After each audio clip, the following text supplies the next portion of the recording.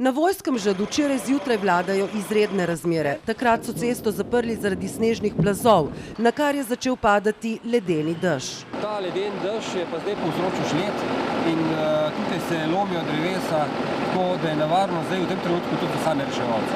Naprej je bil drevo čez cesto, pokalo vsake pol minute, tako da ni bilo variante, nazaj v poslo. Tu hrmi pa tako lov, kaj da je bila vojska. 50 otrok je ostalo ujetih v domu za obšolske dejavnosti na Vojskem. Ne, v bistvu brez elektrike tukaj gor ni več tako zabavno, ne? Tako da v bistvu zdaj je počasi že čas res, da se vrnemo v dolino. Ves dan so se trudili očistiti cesto, a kaj, ko so drevesa klonila pod težo ledu in padala. Narava je poskrbela za zimsko pravljico, vendar v sebi skriva tudi veliko nevarnost. V tem trenutku je tale gozd zelo nevaren. Civilna zaščita, gasilci, delavci komunale in vsi Idrijci, ki imajo kombi, so se v reševalno akcijo podali skupaj.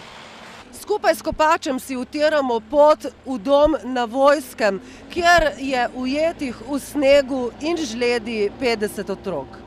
Potem, ko so vozila cestnega podjetja in kmetje s plugi ter kopači cesto očistili, so se v konvoju odpravili v vas in uspeli otroke pripeljati na varno v dolino. Za domačine pa bo to še ena noč v temi.